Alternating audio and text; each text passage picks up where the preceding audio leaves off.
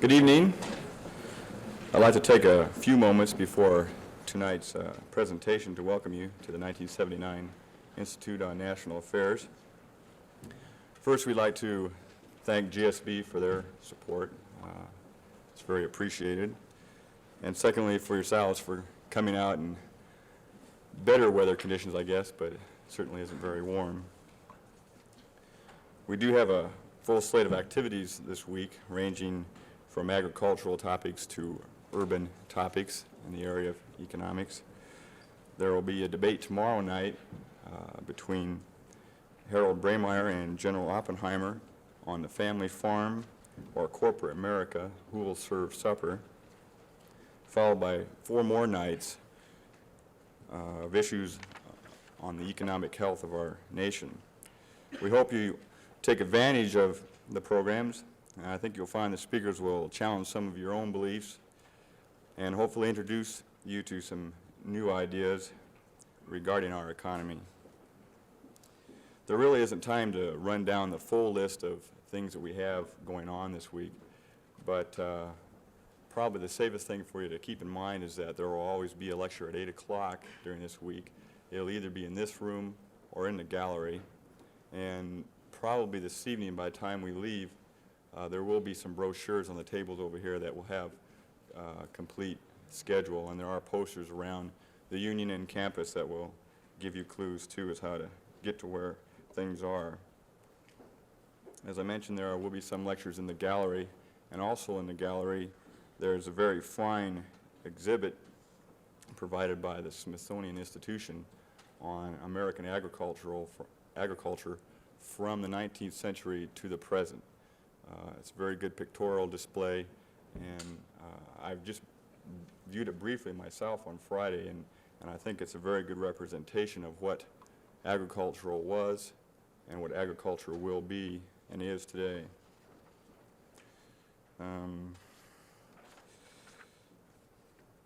The other events that we have scheduled is for the noon hour, if you'd like to take a departure from your usual lunch. We do have films that will be in the gallery each day, and there will usually be a discussion following them. And I think you'll find that these films will tie in very well with the evening's lecture. So other than that, we might as well get on with what we're doing tonight. Our title for tonight is What's Wrong with America's Economy? Our guest lecturer tonight is John G. Gurley, professor of economics at Stanford. He's an author, a consultant, and I think mostly an educator. He conducts courses from elementary to Marxian economics, and he has an excellent understanding of Chinese economy. Professor Gurley has authored Money and the Theory of Finance, Challenge to Capitalism, Marx, Lenin, and Mao, and China's Economy and the Maoist Strategy. In just a few short hours that I've known Professor Gurley, I found him to be both personable and informative. He did tell me that the weather in San Francisco was quite cold. It was a chilly 50 degrees there, but he soon was awakened to what cold is when he got off the plane this afternoon. So would you please give a warm Iowa welcome to Professor Gurley.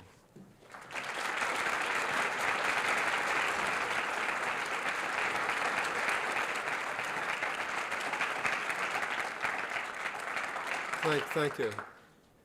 Thank you very much, Pat. That was a very nice introduction. I especially appreciated the warmth at the end of that.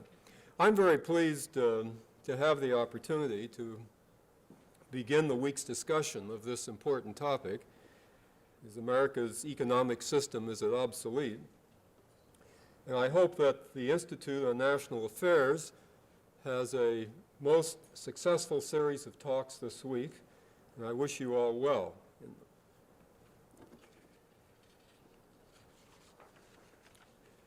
Now, the U.S. economy has had really a remarkably good record during the post-war period compared to its performance in the 3 or 4 decades prior to the Second World War. I have a series of transparencies here which will give you some of the data that I'll be referring to. If you find it difficult to see these, I don't think you need be greatly concerned. I'll try to sum up the main points for you. See, what this shows is that some of the main economic indicators have performed better in the post-war period from 1946 through 1977. It would also be true if we took through 1978. Than they did in the 4 decades from 1900 to 1940. So if you take a look at real GNP, you can see that there was a higher rate of growth of that. Output per man-hour, or labor productivity, was also better in the post-war period. The growth rate of manufacturing output. The average unemployment rate was, despite all of our woes about unemployment of the last 10 years or so, the average unemployment rate on the whole in the post-war period was substantially lower than it was on the average before the Second World War. Now, wholesale prices have not performed as well. This is certainly one area that has deteriorated compared to the pre-war years. And then I also list stock prices. I want to come back to that, but you can see the stock prices went up faster in the post-war period than they did prior to that. I also list a couple of things I probably won't refer to again, the civilian employment and federal government and the federal government debt outstanding. I have those items on here because several months ago I gave a talk to the alumni of the Stanford Graduate School of Business, and they're very much interested in how many people are in the federal government and the federal government debt outstanding. And they're also, of course, very interested in stock prices. So I've listed all of those. I assume that this audience has no interest at all in those items. Now, also, the years 1950 through 1973 were the longest sort of continuous period of growth, although with some minor interruptions, that we've had in this country for some time. Also, 35 million new jobs were created during the post-war period. So the people, from this long-run point of view, the people who are grousing about the U.S. economy perhaps do not remember the horrors of the 1930s or the 1929 stock market crash or the hyperinflation after World War I. Am I leaving everybody behind now by this time? The several severe financial panics in the first 15 years of this century, and some of the very depressed years of the 1890s. I mean, we had quite a record of rather bad economic performance over a good part of that period. So the post-war period does stand out as a relatively good period. So whatever criticisms I now launch into, please put them within that long-run framework. However, despite its overall sterling performance during the post-war period, the U.S. economy has deteriorated during the post-war period. And that's shown on the second chart. Now here I list corporate profits after tax, because I think this is a key indicator. I'm going to come back to this. The corporate profits after tax in real terms, that is after adjusting them for inflation and taking them after taxation. Corporate profits in those terms increased by 6.5% per year in the first 2 decades of the post-war period, and then fell by 3.5% per year in the third decade. Now, I also list a third column just for a reference column. It's sort of the 70s, that is from 1969 through 1977. And again, the figures would be essentially the same if you took it through 1978. That is, corporate profits during the 1970s didn't increase at all in real terms after taxes, having had that big increase really in the first 2 decades. Then the next thing I list is gross private domestic investment, that is capital formation in the economy. Now here again you can see a deterioration. I'm not going to go through every one of these figures. I'll just point out to you that there has been this general deterioration in the performance in key areas of our economy. The gross national product, you can check that. The labor productivity, that is output per man hour. The average unemployment rate has been higher in recent years than it was in the early years of the post-war period. Consumer prices have certainly gone up more.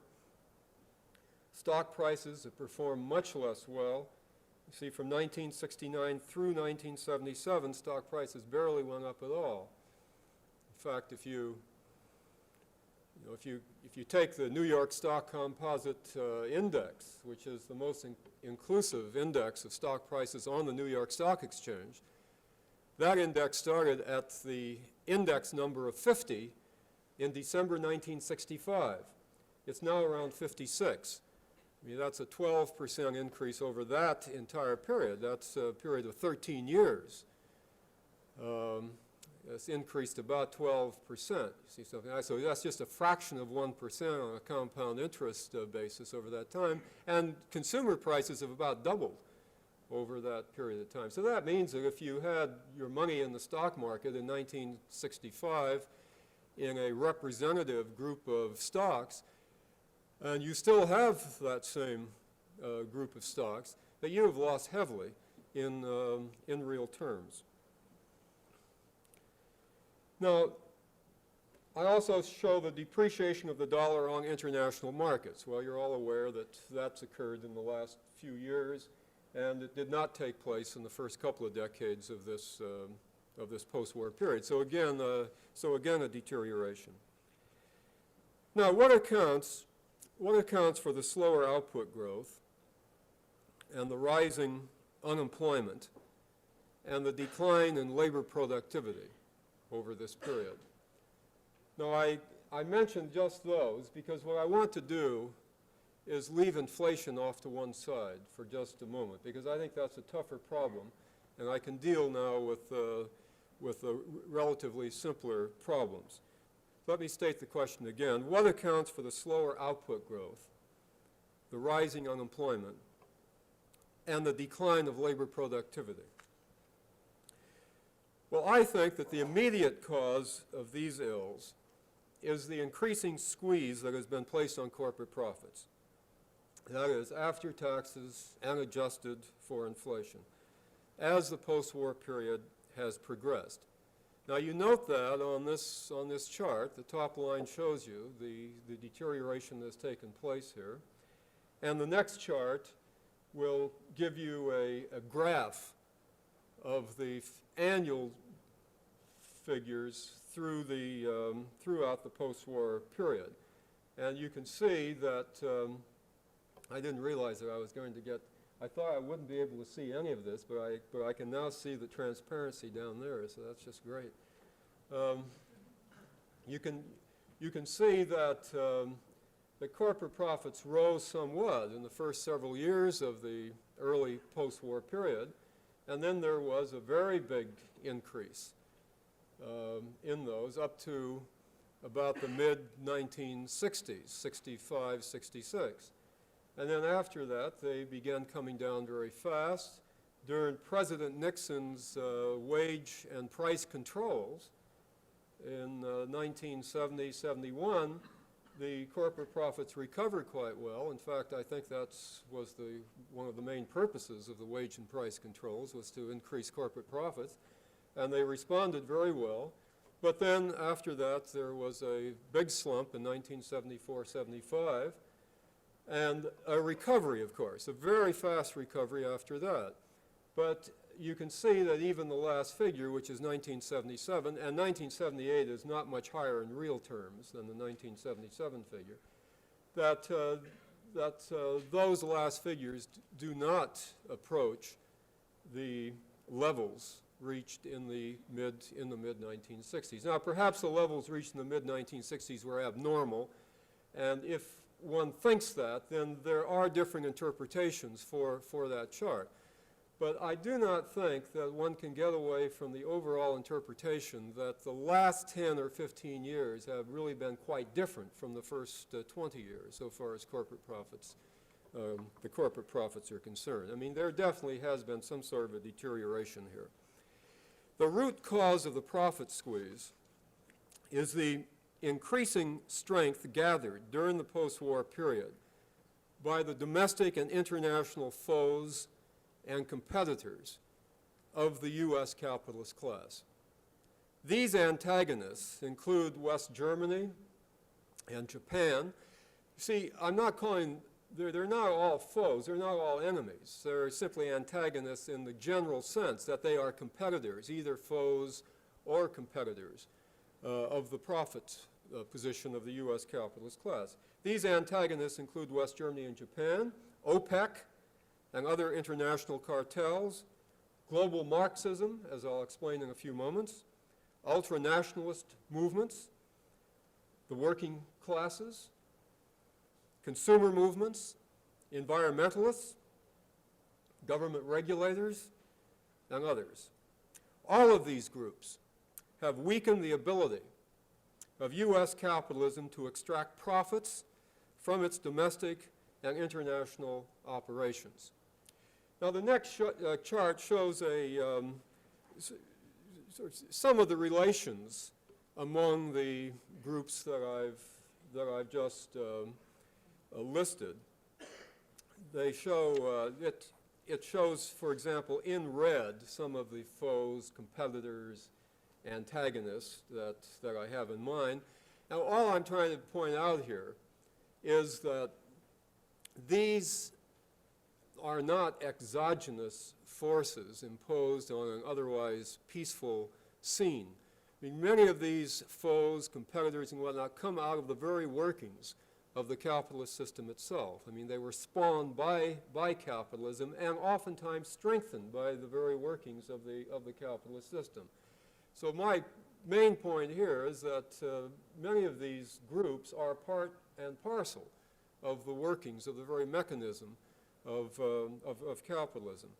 Now, let me explain a little bit that thought, that the antagonists are not simply outside casual intruders into an otherwise peaceful scene. Marxism sprang from industrial capitalism and its further development into big-scale or monopoly or oligopoly capitalism, and then into imperialism. I mean, Marxism actually was spawned out of that whole capitalist development. Since global capitalism develops unevenly, the champions and their challengers are being continuously recreated. In recent years, Japan and West Germany have come up very fast to challenge the United States. Tomorrow, Brazil will take on the new champion. Capitalism also creates its domestic foes and often strengthens them. Consumer movements arise from relative economic affluence and from the increasing degradation of work, which by crowding workers into dead-end, boring, and largely meaningless tasks have turned them away from what should be the most rewarding activity of all and toward leisure time, weekends, and consumption. As a consequence, consumer grievances and environmental concerns assume more importance over time, and radical movements are more likely to arise in this area than at the workbench. People perceive exploitation increasingly as false advertising, shoddy and lethal products, exorbitant prices, and destruction of their environment, that is, their playgrounds. Capitalism also creates booms and busts, wealth and poverty, which are necessary over the long run for the continual generation of adequate profits. However, poverty and depressions increasingly become more severe as industrial capitalism develops, and so threatens the class hegemony of the capitalists. The amelioration of increasingly severe capitalist crises was necessary to save the system. But the solution, which came in the 1930s in the form of Keynesianism, eventually served to strengthen the working class, who subsequently used their strength to wrest concessions from their employers. More on this in a moment. Finally, the general weakening of world capitalism from the forces that I've just noted opens the way for increasing independence of former colonial lands, for nationalist movements, and for international cartels aimed at getting larger shares of the total income pie.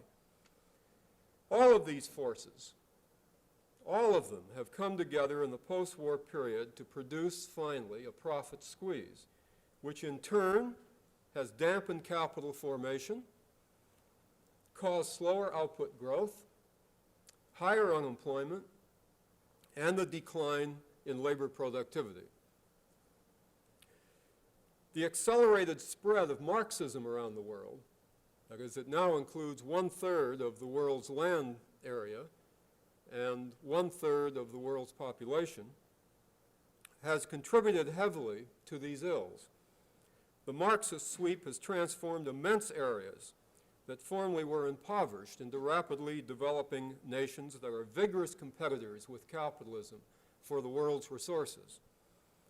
The diffusion of Marxism has also reduced capitalism's control over these resources, diminished its access to cheap labor supplies, raised its cost of defending the areas left to it, and increased its risks of operating in much of this reduced space.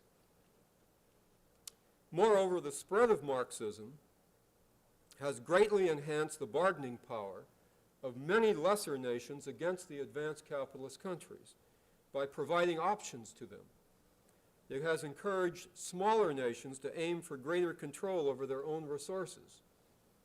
And it has provided opportunities to international cartels to control supplies and prices of vital resources. In addition, the global diffusion of Marxism, and this despite its fragmentation, has bolstered communist parties and radical movements within some of the advanced capitalist countries. The success of Marxism has also made it imperative for capitalism, if it is to survive, to compete hard by maintaining high growth rates and generous welfare programs with the aid of Keynesian policies, which have in turn strengthened labor struggle against capital. Now those forces and the relationships among those forces are outlined in chart 5, the next chart. And there you can see that, I list above the increasing strength of antagonists. Now those are all the different groups that I just went through, leading to growing weakness of the U.S. capitalist class, deterioration of corporate profits, which in turn has led to a decline in capital formation.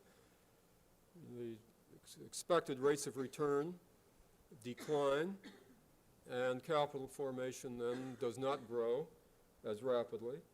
And that in turn has been responsible, at least partly responsible, for the decline in labor productivity. Labor has less capital than it otherwise would have to work with, and labor productivity is down, although I already gave another reason for the decline of labor productivity too.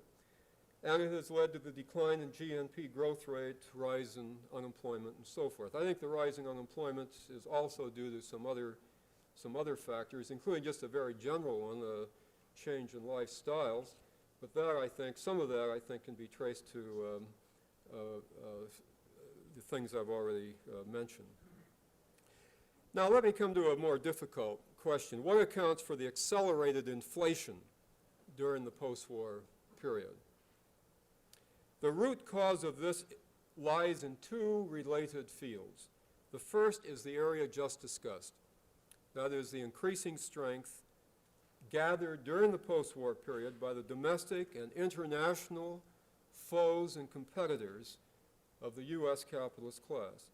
This has unleashed and intensified struggles between capital and its growing antagonists, and among various strata of capital itself, that is, interest receivers against profit receivers and so on, at home and abroad, over shares of national and world output, which have contributed to the inflationary spirals throughout the capitalist world. Each claimant has repeatedly raised prices of whatever it controls in attempts to boost its share of total income. Since the antagonists have become more numerous, fiercer, and more evenly matched, inflation has gotten worse. The enhanced strength of the working class, for example, is the result of prolonged high levels of employment and expanding income maintenance programs for the unemployed, the aged, and the needy. Both of these structural changes grew out of the Great Depression, when the capitalist system itself was in jeopardy owing to the inability of the capitalist classes to modify and limit their crises. Keynesian monetary and fiscal policies were designed to remedy that insufficiency, and in the event they did, with some success. But within success, as the Taoists say, lurketh failure. While the struggles between capital and labor decreasingly took the form of boom and bust, they more and more broke out as wage price spirals, which reflected battles for increased shares of national income, but battles waged by a working class that could now fight more nearly on a par with the employers. Furthermore, the income maintenance programs have prevented slow death among the unemployed, and so have lowered their need to offer themselves to employers for any miserable pittance or under any degrading condition. These programs, therefore, have raised the demand for output because of that extra income, while lowering the supply of cheap labor to produce it. This is one reason why capitalism requires more unemployment today to achieve the same restraining effect on wages and prices. In summary, the increasing strength of U.S. capitalism's antagonists has led not only to these inflationary struggles, but also to the weakening of the U.S. capitalist class itself, and so the slower growth and the other ills already discussed. In this way, inflation and unemployment have a common basic source. The second root cause of the rampant inflation is the unprecedented worldwide economic boom supported by ever larger government spending that occurred during the first 25 years of the post-war period. This not only helped, in fact, that was unprecedented. In almost any time in the past, you could find certain areas of the world moving ahead quite rapidly. But other areas, including millions of people stagnating or actually going backwards. I mean, that was the general pattern around the world up to 1945. Then almost everyone began developing. Some, of course, not progressing very fast, but still very few stagnating, fewer going backwards, and most of the world actually engaged in economic development with rising demands. Now, that not only helped to strengthen many of U.S. capital's antagonists. For example, it helped to propel Japan and West Germany and others to the front. But it also placed great pressure on supplies of labor, food, raw materials, and natural resources. Such continuing pressure added to the burst of inflation of the last 10 years. Now, I'm going to show you we'll show you the next chart, but don't panic when you see it. Just relax. Okay. Now, just take a piece of it at a time. Look at the blue part in the middle. the increasing strength of the antagonists of the U.S. capitalist class, because this is what I've already discussed, and that leads to the weakening of the U.S. capitalist class, slower growth, etc. Okay, now that's a story already told. But now the link to the inflation story is shown. That is, that increasing strength of antagonists of the U.S. capitalist class has led to intense struggles and more even struggles at home and abroad among these various contending groups over shares of domestic and world output. That has contributed to the accelerated inflation. But an equally important contributor to the accelerated inflation is the unprecedented worldwide economic boom that has led to increasing pressures on supplies of labor, food, raw materials, and natural resources. So both these things have led into the accelerated inflation. I also show in red, off to the left, that the global spread of Marxism, and I'm sure there are other factors too. In fact, I tried to enter one other factor here, have led to the decline of the what Marxists call the decline of the U.S. empire, but it's really sort of a loss of control over the world's resources. The United States, of course, can still trade for them, but the United States increasingly has lost control over the prices and over the supplies of vital resources in the world. And this is a sure indication of a loss of power in the world. That itself has led to balance of payments deficits because of, in particular, because of oil prices going up so much, and all of this to the depreciation of the dollar on international markets.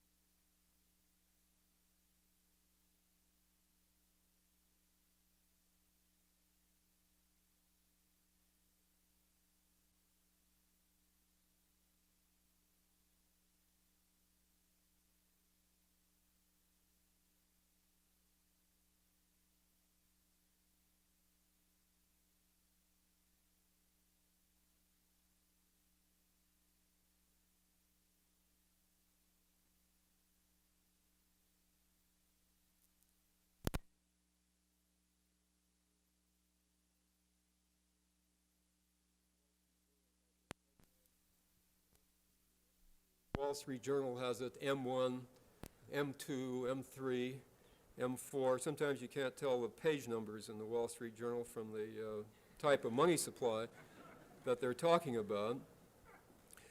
The people who discuss inflation solely in these terms are looking at a superficial factor and missing the great story of the era. That is, the immense global structural changes that are now going on under our very noses. The monetary authorities are simply accommodating these global forces while trying to maintain some semblance of economic growth, which incidentally is essential to the health of the capitalist system. It has to keep growing or it's going to die. And while prices are being pushed up all around by these more and more equal contending forces, pushing up the prices of the things they control, the monetary authorities accommodate themselves to those structural factors as best they can in order to at least get enough money supply out there to maintain some semblance of economic growth. In view of what is really going on in the world, it is, I think, almost pitiful the way financial columnists cling to such inadequate explanations of such deep-rooted problems. Now, what can be done to reverse these trends? Well, you just undo all the things I mentioned.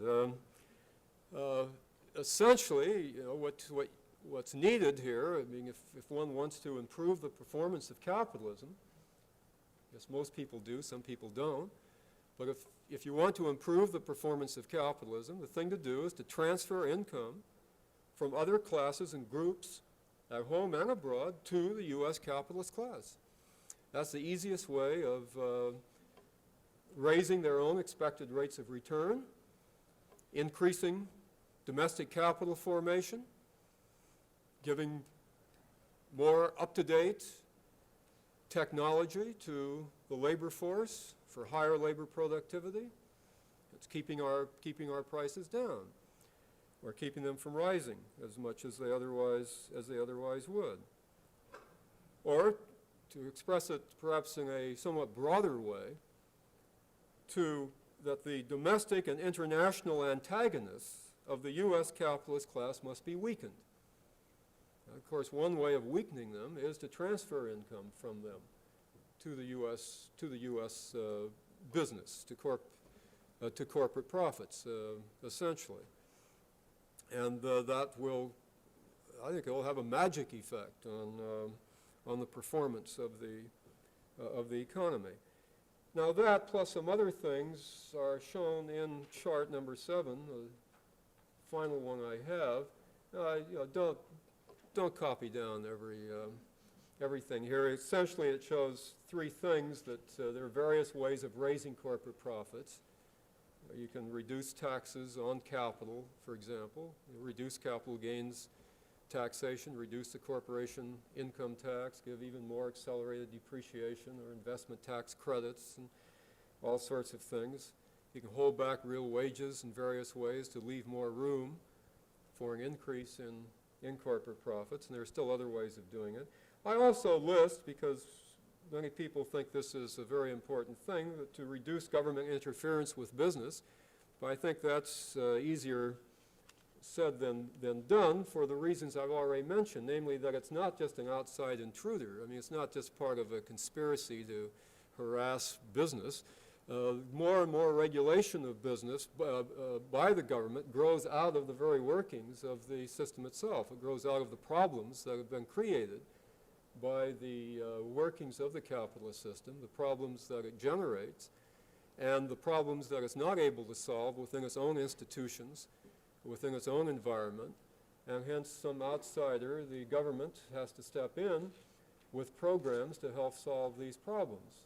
Of course, the solutions oftentimes generate still more problems, which then call for still more government interference, and on you go. But the point is, I think the correct point is that these grow out of the system and do not represent some outside exogenous conspiracy by government administrators.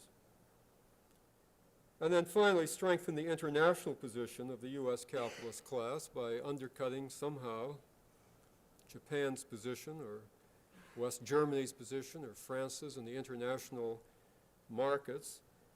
Maybe giving full recognition to China or something like that, so you could get a foot in there before the French and the Italians get too well established in the Chinese market. There are lots of other ways of doing it too, including force.